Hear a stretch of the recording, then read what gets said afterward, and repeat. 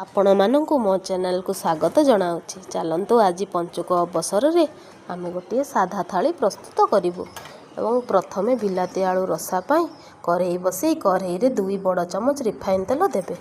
ଏହା ଉପରେ ଜିରା, ତେଜପତ୍ର, ଶୁଖିଲା ଲଙ୍କା, ଡାଲଚିନି ଦେବେ। ଜିରା ଫୁଟିଗଲେ ଏହା ଉପରେ ଛେଚା ଅଦା ଦେଇ ଅଦାଟିକୁ ଭଲ ଭାବରେ କଷିବେ, ଯେପରି ଅଦା ଦେହରୁ କଞ୍ଚା ବାସ୍ନା ଚାଲିଯିବ। ଅଦା ଉପରେ ହଳଦୀ ଗୁଣ୍ଡ, ଧଣିଆ ଗୁଣ୍ଡ, ଜିରା ଲଙ୍କାଗୁଣ୍ଡ ଏବଂ କାଶ୍ମୀର ଲଙ୍କାଗୁଣ୍ଡ, ଲୁଣ ଦେଇ କଷିବେ। ଏହା ଉପରେ କାଟି ରଖିଥିବା କଟା ଟମାଟୋ ଦେବେ। ଯେହେତୁ ଏଟା ବିଲାତି ଆଳୁ ରସା ହେଉଛି, ତେଣୁ ବିଲାତିର ମାତ୍ରା ଟିକେ ଅଧିକା ରହିବ। ଏବଂ ବିଲାତିକୁ ଘୋଡ଼େଇ ଘୋଡ଼େଇକା ଭଲସେ ବିଲାତି ସିଝିବା ପର୍ଯ୍ୟନ୍ତ, ମସଲା ସହିତ ମିଶିବା ପର୍ଯ୍ୟନ୍ତ କଷିଦେବେ। ବିଲାତି ଭଲ ଭାବେ କଷି ହୋଇଗଲେ ସେଥିରେ ପୂର୍ବରୁ ଆମେ ସିଝେଇ ରଖିଥିବା ଆଳୁକୁ କାଟିକି ତା ଦେହରେ ଦେବେ। କାଟିକି ରଖିଥିବା ସିଝା ଆଳୁ ଦେବେ। ସିଝା ଆଳୁକୁ ମସଲା ସହିତ 5 ମିନିଟ୍ ଘୋଡ଼େଇ ଘୋଡ଼େଇ ଭଲସେ କଷିବେ। ଏବଂ ଆଳୁ ଭଲସେ କଷି ହୋଇଗଲା ପରେ ସେଥିରେ ଅଳ୍ପ ଟିକିଏ ପାଣି ଦେବେ, ଯାହାଫଳରେ ଲୁଣ ଭଲ ଭାବେ ସିଝା ଆଳୁ ଦେହରେ ପଶିଯିବ। ଏବଂ ଏହି ପାଣିକୁ ଦେଲା ପରେ ଏହାକୁ ମଧ୍ୟ ଘୋଡ଼େଇ ଘୋଡ଼େଇ 5 ମିନିଟ୍ କଷିବେ। 5 ମିନିଟ୍ କଷି ସାରିଲା ପରେ ଆଳୁ କଷାଟି ଶୁଖିଲା ଶୁଖିଲା ହୋଇଯିବ। ଏହାପରେ ପ୍ରସ୍ତୁତ ହୋଇଗଲା ଆମର ବିଲାତି ଆଳୁ କଷା।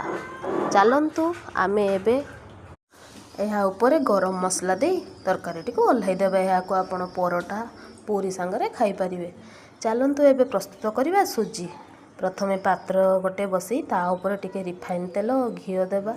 ଏହା ଉପରେ ସୁଜିକୁ ଲାଲ ହେବା ପର୍ଯ୍ୟନ୍ତ ଭାଜିବା। ସୁଜି ଭାଜିଗଲେ ତା ଉପରେ କ୍ଷୀର ଦେବା। କ୍ଷୀର ସହ ସୁଜିକୁ 5 ମିନିଟ୍ ଫୁଟିବା ପାଇଁ ଛାଡ଼ିଦେବା। ଏହାପରେ ସେଥିରେ ଚିମୁଟାଏ ଲୁଣ ଦେବା। ଲୁଣ ଦେଇ ଏହାକୁ 2 ମିନିଟ୍ ଫୁଟିବା ପାଇଁ ଛାଡ଼ିଦେବା। ଏବଂ ମଝିରେ ମଝିରେ ଏହାକୁ ଘାଣ୍ଟି ଦେଉଥିବେ, କାହିଁକିନା ସୁଜି ତଳେ ଲାଗିଯିବ। ସୁଜି ଫିଟିଗଲା ପରେ ଏଥିରେ ଆପଣ ଯେମିତି ମିଠା ଖାଇବେ ସେମିତି ଚିନି ଆଉ ଗୁଜୁରାତି ଗୁଣ୍ଡ କରି ଦେବେ। ଏହାପରେ ପ୍ରସ୍ତୁତ ହୋଇଗଲା ଆମର ସୁଜି। ଚାଲନ୍ତୁ ଏବେ ପୁରୀ ପ୍ରସ୍ତୁତ କରିବା। ସେଥିପାଇଁ ମୁଁ ଗୋଟେ ତାଟିଆ ମଇଦା, ଗୋଟେ ତାଟିଆ ଅଟା ନେଇଛି। ଅଟା ଉପରେ ଲୁଣ ଦେବେ। ଲୁଣ ଦେଇ କସ୍ତୁରୀ ମେଥି ଓ ମଇନ୍ ଦେଇ ଅଟାଟିକୁ ଭଲ ଭାବରେ ଚକଟି ଦେବେ। ମଇନ୍ ଦେବା ଦ୍ୱାରା ପୁରୀଟି ଆମର କ୍ରିସ୍ପି ହୋଇଥାଏ।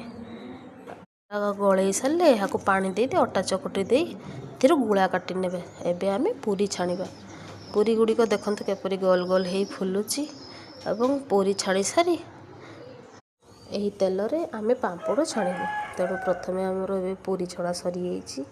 ଏହାପରେ ସେଇ ପାମ୍ପଡ଼ ପକାଇବୁ। ଏହି ପାମ୍ପଡ଼ ଛୋଟ ପିଲାମାନେ ବହୁତ ଖାଇବା ପାଇଁ ଭଲ ପାଆନ୍ତି। ପାମ୍ପଡ଼ ଛଣା ମଧ୍ୟ ସରିଯାଇଛି। ଚାଲନ୍ତୁ ଏହାପରେ ଆମେ ଗୋଟିଏ ସାଲାଡ଼ ବନେଇବୁ। ପ୍ରଥମେ ଗଜା ମୁଗ, ବୁଟ ଦେବେ।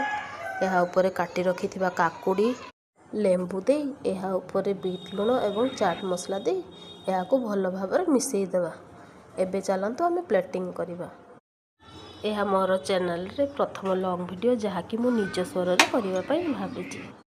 ଏବଂ ପ୍ରଭୁ ଜଗନ୍ନାଥଙ୍କ ଆଶୀର୍ବାଦରେ ମୁଁ ଭିଡ଼ିଓଟି ବନେଇବାରେ ସଫଳ ହୋଇଛି। ତେଣୁ ଆପଣଙ୍କୁ ମୋ ଏହି ସାଧା ଥାଳିଟି କେମିତି ଲାଗିଲା କମେଣ୍ଟ ମାଧ୍ୟମରେ ଜଣାଇବେ। ଲାଇକ୍, ସେୟାର କରିବାକୁ ଭୁଲିବେ ନାହିଁ। ମୋ ଚ୍ୟାନେଲଟିକୁ ସବସ୍କ୍ରାଇବ୍ କରିବେ। ଆଜି ସାଧା ଥାଳିରେ ରହିଛି ପୁରୀ, ଚାଟ୍, ମୁଗ ବୁଟ ଚାଟ୍, ସୁଜି, ପାମ୍ପଡ଼ ଏବଂ ବୁଟ ଚିକି। ତ ରହୁଛି, ଧନ୍ୟବାଦ। ଜୟ ଜଗନ୍ନାଥ। ଦେଖା ହେବା ନେକ୍ସଟ ବ୍ଲଗ୍।